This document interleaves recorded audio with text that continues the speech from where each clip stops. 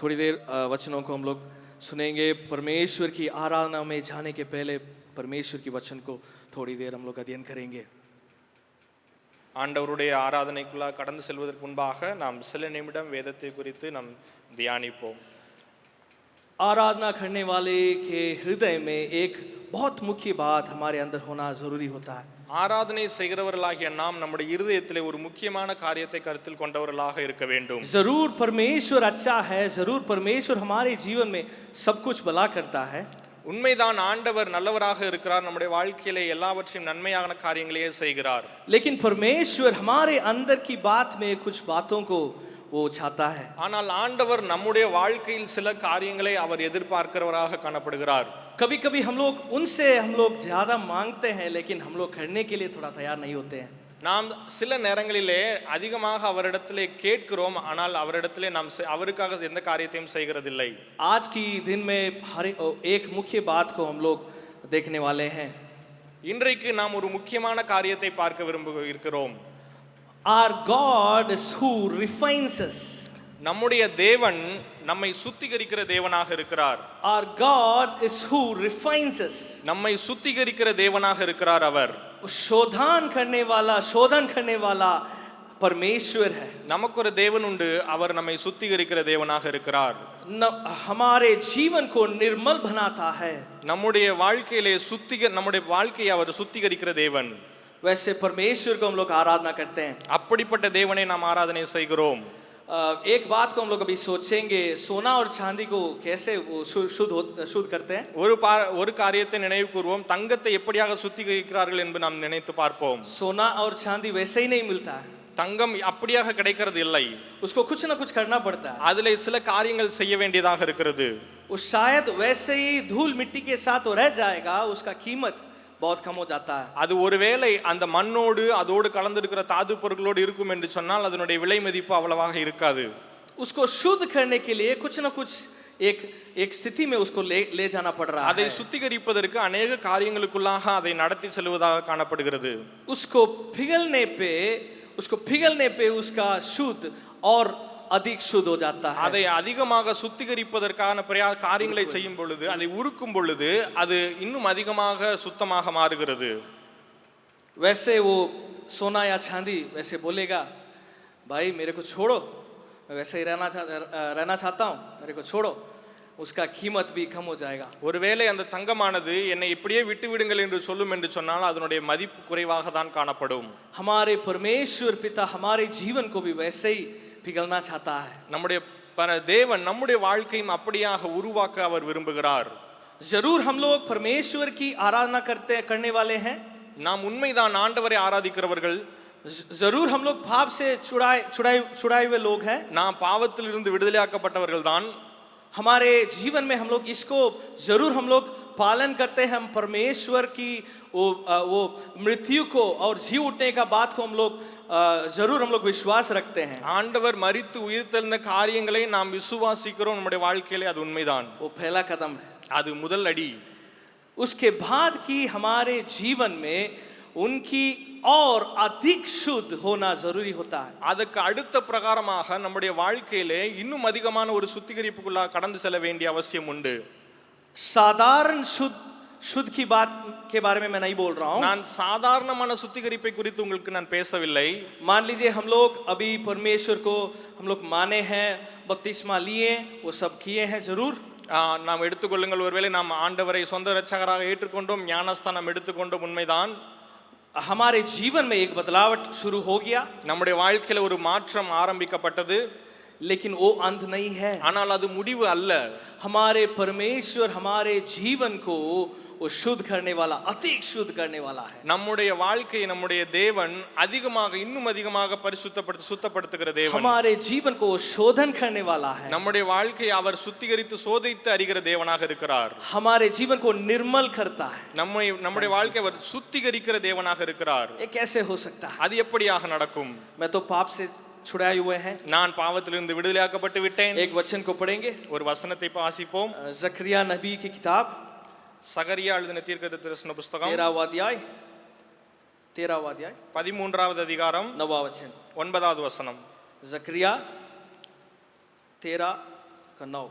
उस तिहाई को मैं आग में डालकर ऐसा निर्मल करूँगा जैसा रूपा निर्मल किया जाता है, और ऐसा जांचूंगा जैसा सोना जांचा जाता है। वे मुझसे प्रार्थना किया करेंगे और मैं उनकी सुनूंगा। मैं उनके विषय में कहूँगा, ये मेरी प्रजा है, और वे मेरे विषय में कहेंगे, यहोवा हमारा परमेश्वर है। हालेलुया। அந்த மூன்றாம் பங்கை நான் அக்னிக்குட்பட பண்ணி வெள்ளியை உருக்குகிறது போல அவர்களை உருக்கி பொன்னை புடமிடுகிறது போல அவர்களை புடமிடுவேன். அவர்கள் என் நாமத்தை தொழுது கொள்வார்கள். நான் அவர்கள் விண்ணப்பத்தை கேட்பேன். இது என் ஜனம் என்று நான் சொல்லுவேன் என்று கர்த்தர் என் தேவன் என்று அவர்கள் சொல்லுவார்கள். हालेलुया। ஹல்லேலூயா. इसके पहले हम लोग 12वां अध्याय और 13वां अध्याय को पूरा हम लोग पढ़ेंगे। இதற்கு முன்பாக 12வது அதிகாரம் 13வது அதிகாரத்தை நாம் முழுவதுமாக வாசிப்போம் என்று சொன்னால், यूदेया देश वाले को और यरूशलेम नगर वाले को एक बहुत बड़ा वाणी यहाँ मिल रहा है। அங்கே யூதேயா தேசத்தில் இருக்கிறவர்களுக்கும் எருசலேம் பட்டணத்தில் இருக்கிற ஜனங்களுக்கும் ஒரு மிகப்பெரிய எச்சரிப்பின் சத்தம் அங்கே கேட்கப்படுகிறது. दाऊद की संतान को एक बहुत बड़ी वाणी मिल रहा है। அங்கே தாவீதின் சந்ததிக்கு ஒரு மிகப்பெரிய எச்சரிப்பின் சத்தம் கேட்கப்படுகிறது. ये बातें एक दिन में होगा करके परमेश्वर की वाणी इधर लिखी அங்கே हुई है। ஆண்டவர் இப்படியாக சொல்லி இருக்கிறார், இவைகள் ஒரே நாளில் சம்பவிக்கும் என்று சொல்லப்பட்டிருக்கிறது. यरूशलेम की लोगों पाप में घिरे हुए थे। எருசலேமின் ஜனங்கள் பாவத்திலே இருந்தார்கள். उन लोगों को छुटकारा पाने के लिए परमेश्वर इस वाणी को दे रहा है। அந்த ஜனங்கள் பாவத்திலிருந்து விடுதலையாக வேண்டும் என்று ஆண்டவர் இந்த எச்சரிப்பின் சத்தத்தை கொடுக்கிறார். 13वां अध्याय को पूरा पढ़ेंगे हम लोग। நீங்கள் 13வது அதிகாரத்தை முழுவதுமாக வாசிப்பீர்கள் என்று சொன்னால், उसमें परमेश्वर एक बहुत बड़ी बात को वहां रखता है। அங்கே மிகப்பெரிய காரியத்தை ஆண்டவர் வைக்கிறார். अच्छा से हम लोग देखेंगे, उस पूरे लोगों को 3 भाग करूंगा। அங்கே சொல்லுகிறார், இந்த எல்லா ஜனங்களையும் 3 காரியத்தை நான் செய்வேன், 3 விதமாக பிரிப்பேன். उसमें 2 भाग के लोग नाश हो जाएंगे। அங்கே 2 கூட்ட மக்கள் அழிந்து போவார்கள். इस 9वां वचन में लिखा हुआ है वो तीसरी भाग के लोग के बारे में। அங்கே இந்த 9வது வசனத்திலே 3வது பகுதி பங்கு மக்களை பற்றி சொல்லப்பட்டிருக்கிறது. तो इन लोग और वो 2 भाग के लोग में क्या अंतर होता है?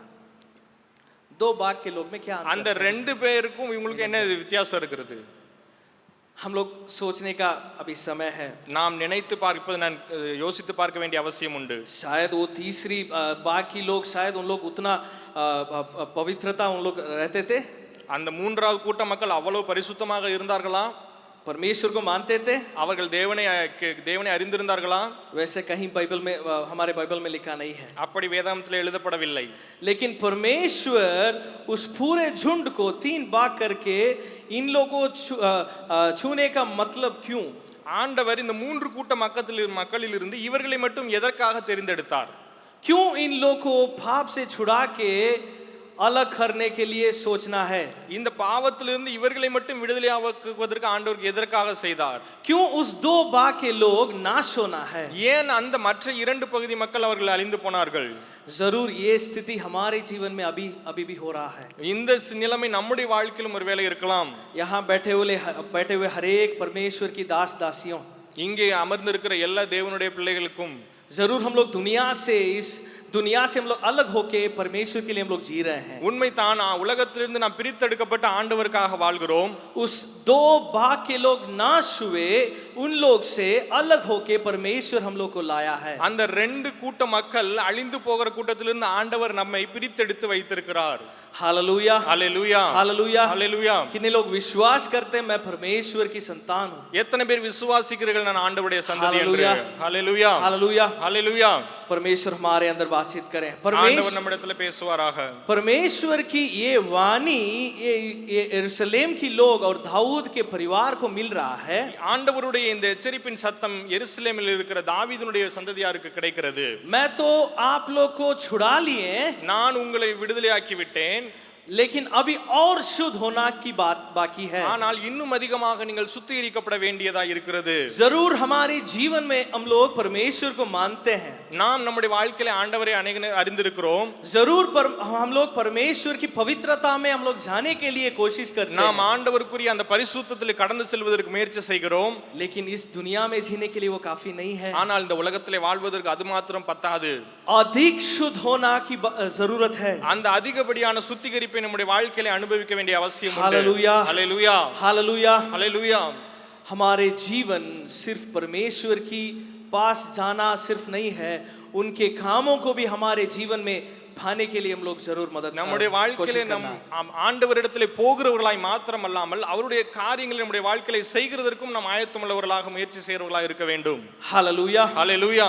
जरूर हम लोग प्रार्थना करते हैं, நாம் உண்மைதான் ஜெபம் செய்கிறோம். हमारी अर्पणता बहुत बड़ी होता है, நம்முடைய அர்ப்பணிப்பு மிகவும் அதிகமாக காணப்படுகிறது.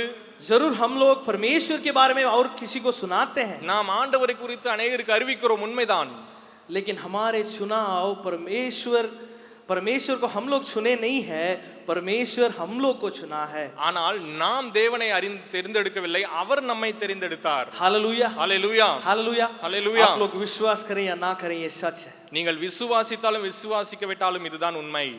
और एक बार हम लोग वो 9वां वचन के पहला भाग को हम लोग देखेंगे। மீண்டுமாக அந்த 9வது வசனத்திற்கு நேராக நம்முடைய கவனத்தை திருப்புவோம். वहां आग से उन लोग को जलाने के लिए क्या कारण है?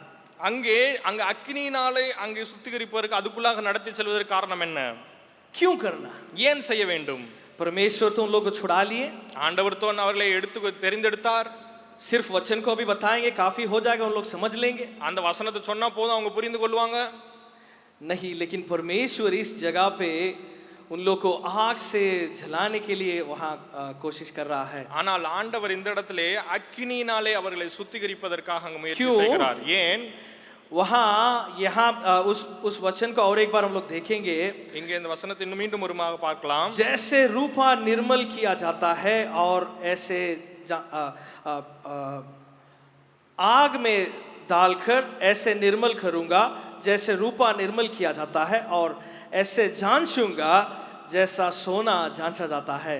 எப்படியாக அந்த அக்கினிக்குட்படுத்தி வெள்ளியை உருக்குறது போல அவர்களை உருக்குவேன், பொன்னை புடமிடுகிறது போல அவர்களை புடமிடுவேன் என்று சொல்லப்பட்டிருக்கிறது. मैं इसका वीडियो को कुछ वीडियोस को मैं देखा था, இந்த இதுக்குரிய ஒரு வீடியோவை நான் பார்த்தேன்.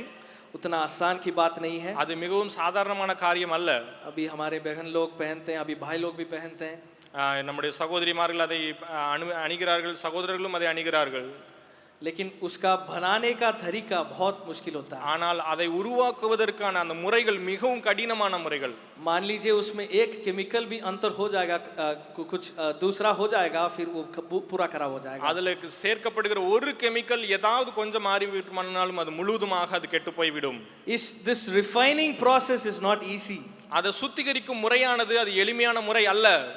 ऐसे निर्मल बनाना उतना आसान की बात नहीं है। அதே போல சுத்திகரிக்கப்பட்டவர்களாக இருப்பதும் ஒரு சாதாரணமான காரியம் அல்ல. हमारे जीवन को परमेश्वर ऐसे निर्मल बनाने के लिए वो चाहता है। நம்முடைய வாழ்க்கையை ஆண்டவர் அப்படியாக சுத்திகரிக்க அவர் விரும்புகிறார். हालेलुया, ஹalleluya, हालेलुया, ஹalleluya. हमारे जीवन में कौन सी बातें निर्मल होना चाहिए? நம்முடைய வாழ்க்கையில எந்த காரியம் சுத்திகரிக்கப்பட வேண்டும்? हमारे जीवन में कैसे वाले बातें जलना चाहिए? நம்முடைய வாழ்க்கையில எப்படிப்பட்ட காரியங்கள் அக்கினியினாலே உருக்கப்பட வேண்டும்? एक व्यक्ति के बारे में बाइबल से हम लोग देखेंगे। வேதாகமத்திலிருந்து ஒரு மனிதனை குறித்து நாம் பார்ப்போம். न्यायों की किताब को हम लोग खोल के रखेंगे। நியாயாதிபதிகள் புத்தகத்தை நாம் எடுப்போம். हम सब जानते हैं, बार बार हम लोग सुने हैं गिदोन के बारे में। நாம் நன்றாக அறிந்திருக்கிறோம், அடிக்கடி கேட்டிருக்கிறோம் கிதியோனை குறித்து. गिदोन की जीवन में बहुत एक अचंभित एक बात वहां चल रहा है। அங்கே கிதியோனுடைய வாழ்க்கையில ஒரு ஆச்சரியமான காரியம் திடீரென்று நடக்கிறது. मैं इसको पहले भी बहुत बार मैं इसके बारे में मैं पढ़ रहा था, நான் அதிக முறை இதை குறித்து நான் சொல்லி இருக்கிறேன்.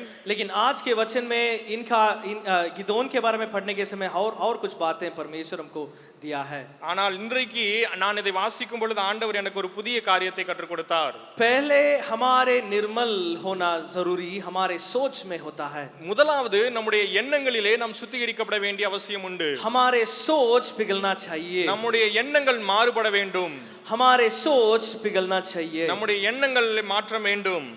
गिदोन की जीवन में वो एक साधारण एक व्यक्ति था, அவர் கிதியோன் ஒரு சாதாரண மனிதராக காணப்பட்டார். लेकिन उनके चरित्र को हम लोग पलट के देखेंगे, ஆனால் அவருடைய சரித்திரத்தை நீங்கள் படிப்பீர்கள் என்று சொன்னால் वो बहुत बड़ा एक डरपोक था। ஆனால் அவர் மிகவும் பயந்தவராக காணப்பட்டார். हम लोग पढ़ेंगे 6 अध्याय के 11वां वचन, அங்கே 6வது அதிகாரம் அதனுடைய 11வது வசனம். न्यायों की किताब 6वां अध्याय 11वां वचन। फिर यहोवा का दूत आकर उस बांज वृक्ष के तले बैठ गया जो ओपरा में अबीएजरी योआस का था, और उसका पुत्र गिदोन एक दाखरस के कुंड में गेहूँ इसलिए झाड़ रहा था कि उसे मिधानियों से छिपा रखें। यहाँ गिदोन दाखरस के खूंड में गेहूं को छुपा रहा है। क्यों? वो डर रहा है मिदोन देश वाले से।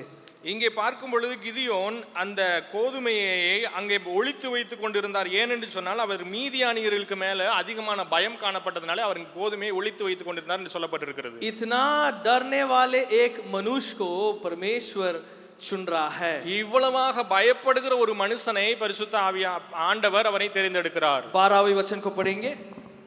அங்கே 12வது வசனத்தை படிப்போம். उसको यहोवा के दूत ने दर्शन देके कहा, हे सूरवीर सुरमा, यहोवा तेरे संग है। हालेलुया।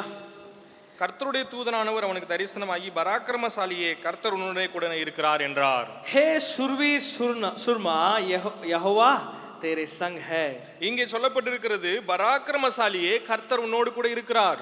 डरने वाले व्यक्ति को देख के स्वर्गदूत बोल रहा है शूरवीर सुरमा। பயப்படுகிற ஒரு மனிதனை பார்த்து தேவதூதன் இங்க சொல்லுகிறார் பராக்கிரமசாலியே என்று சொல்லி. परमेश्वर गिदोन को इसीलिए नहीं चुना, वो बहुत ताकत वाला है। இங்கே கிதியோனை ஆண்டவர் அதற்காக தேர்ந்தெடுக்கவில்லை, அவர் பலவானாக இருந்தார் என்று தேர்ந்தெடுக்கவில்லை. बहुत भले कामों कर सकता है, அவர் நல்ல பெரிய பெரிய காரியங்களை செய்ய முடியும் என்று அவருக்காக தேர்ந்தெடுக்கவில்லை. बहुत सोचने वाले हैं, அவர் ரொம்ப யோசிக்கிற திறமையோட இருந்தார், அதனால அல்ல.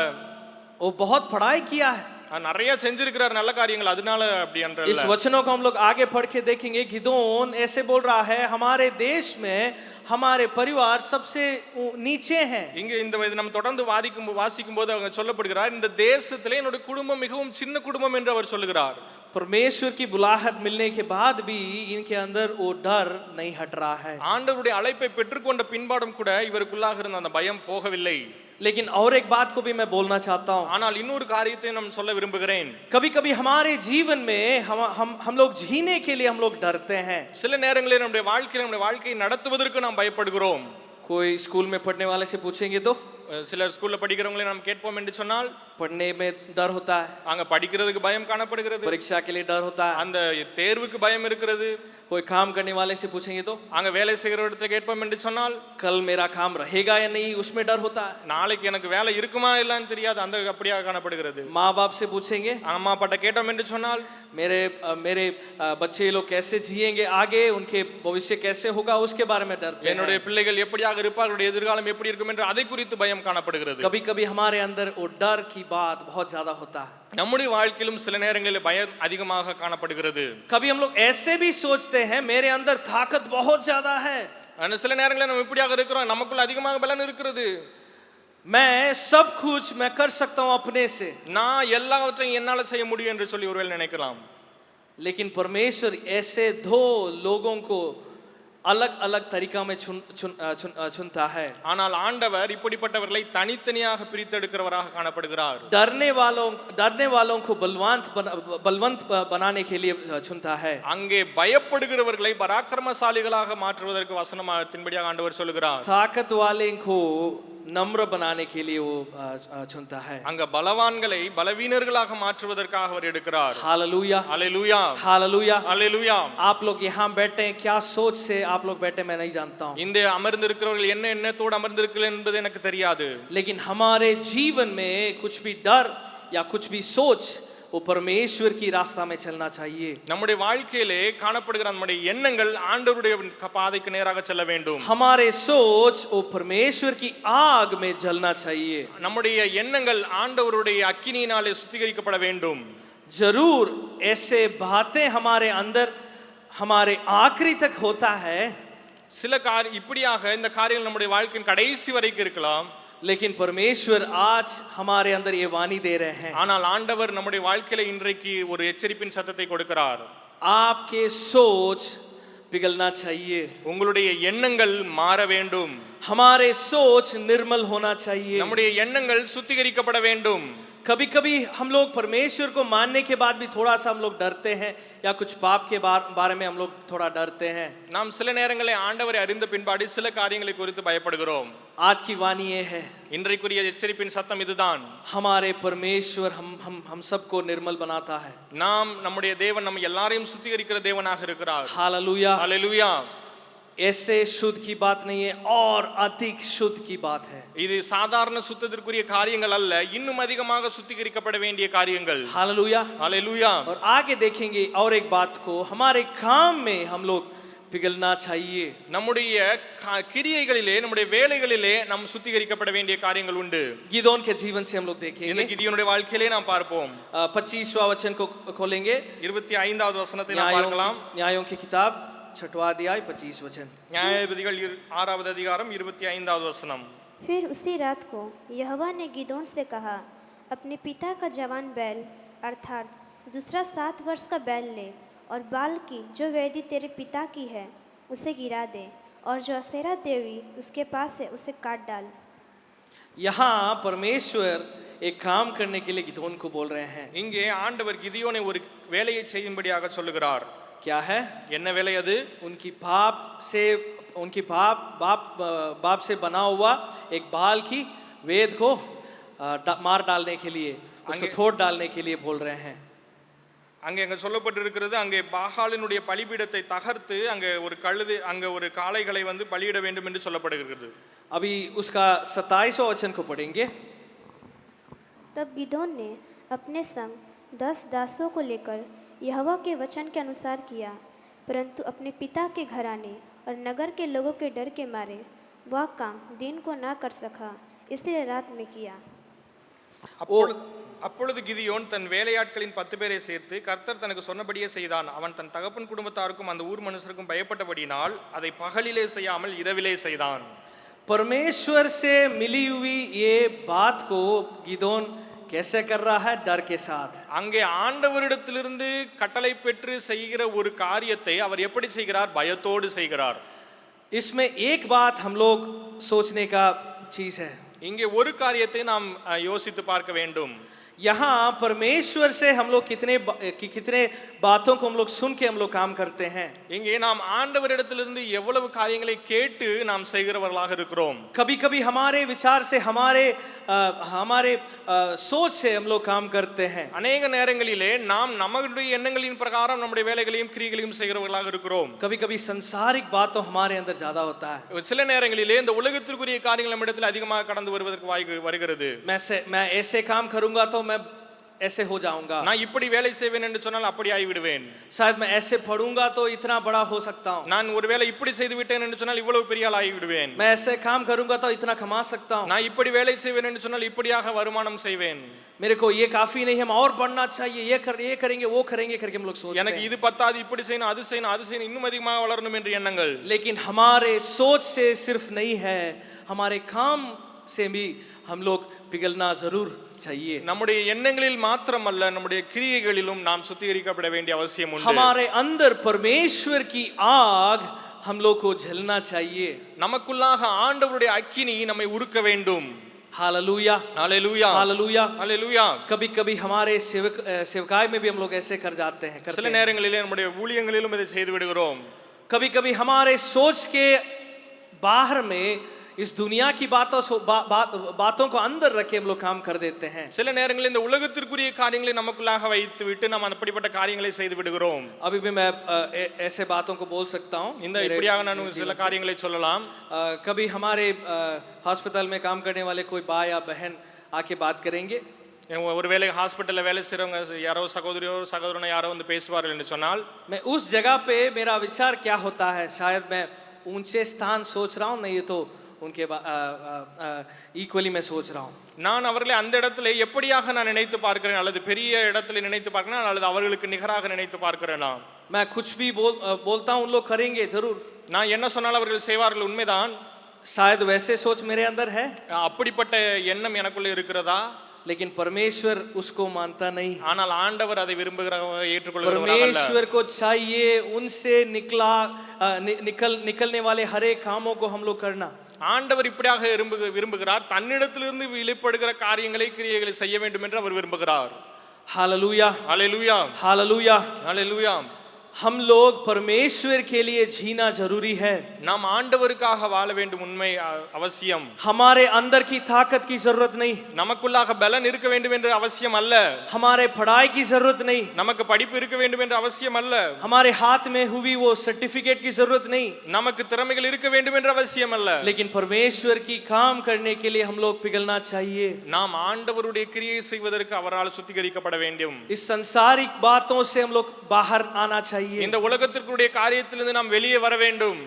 सोच से सिर्फ हम लोग शुद्ध होना नहीं, இந்த நம்முடைய எண்ணங்களிலே சுத்திகரிக்கப்பட்டவர்களாய் மாத்திரமல்ல, लेकिन हमारे कामों में भी हम लोग शुद्ध होना जरूरी है। நம்முடைய கிரியைகளிலும் நாம் சுத்திகரிக்கப்பட்டவர்களாக காணப்பட வேண்டும். हालेलुया, ஹalleluya, हालेलुया। ஹalleluya. और एक बातों को देखेंगे, இன்னொரு காரியத்தை நாம் பார்ப்போம். यहाँ गिदोन एक मीदोन देश वाले को और कैसे मार डाल रहा है, तो उसके बारे में हम लोग जानते हैं। இங்கே கிதியோன் மீதியான் தேசத்தாரை எப்படியாக அழிக்கிறார் என்பதை நாம் பார்க்கிறோம், इसको हम लोग बहुत बार सुने भी होंगे। நாம் अनेक முறை அதை கேள்விப்பட்டிருக்கிறோம். 7वां अध्याय को हम लोग खोल के रखेंगे। 7வது அதிகாரத்தை நாம் எடுத்து வைக்கலாம். यहोवा गिदोन को ये वाणी दिया था शुरू में, परमेश्वर की लोगों को मीदोन देश वाले से छुड़ाएगा। இங்கே ஆண்டவர் இப்படிப்பட்ட வார்த்தையை கிதியோனுக்கு ஆரம்பத்தில் சொல்லுகிறார், நீ இந்த மிதியானிடத்திலிருந்து அவருடைய ஜனங்களை காப்பாற்றுவாய் என்று சொல்லி. एक गिदोन कौन है? இந்த கிதியோன் யார்? जरूर डरपोक था, அவர் உண்மைதான் பயந்தால் பயப்படுகிற சுபாவம் உடையவராய் இருந்தார். उनके सोच में गड़बड़ी था, அவருடைய நினைவுகளிலே குழப்பம் இருந்தது. कभी कभी वो परमेश्वर को भी जांच रहा था, அவர் சில நேரங்களில் ஆண்டவரையும் சோதித்து பார்க்கிறவராக காணப்பட்டார். लेकिन परमेश्वर उनके ऊपर एक बहुत बड़ी मकसद रखा ஆனால் ஆண்டவர் அவர் மேல ஒரு மிகப்பெரிய திட்டத்தை வைத்திருந்தார். 7वां अध्याय के दूसरा वचन को पढ़ेंगे। 7வது அதிகாரம் 2வது वचனத்தை न्यायों की படிக்கலாம். किताब 7वां अध्याय दूसरा वचन।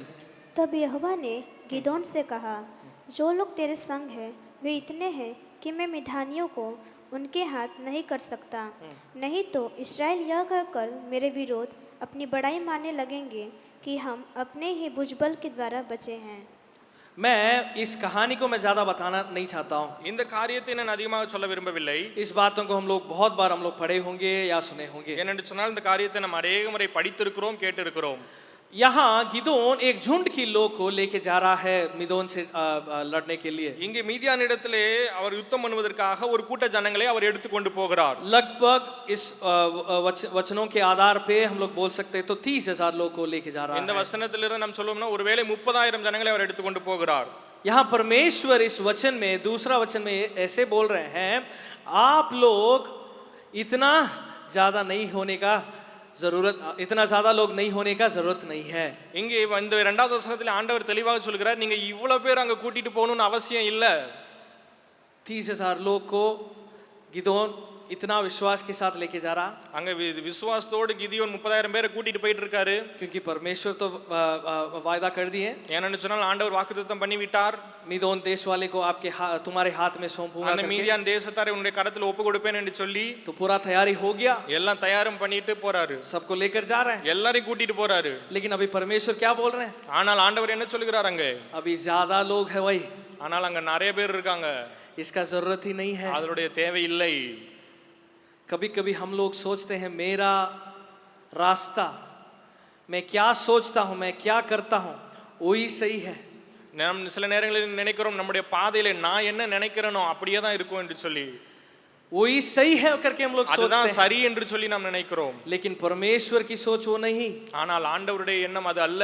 परमेश्वर हमारे नाम को ऊंचा करने के लिए नहीं है, बल्कि उनकी नाम को हमारे जीवन में ऊंचा करना चाहता है। ஆண்டவர் நம்முடைய பெயரை பெருமைப்படுத்துவதற்கல்ல, தம்முடைய பெயரை நம்முடைய வாழ்க்கையிலே பெருமைப்படுத்துவதற்காக அவர் விரும்புகிறார். हमारे अंदर वो घमंड की बात को वो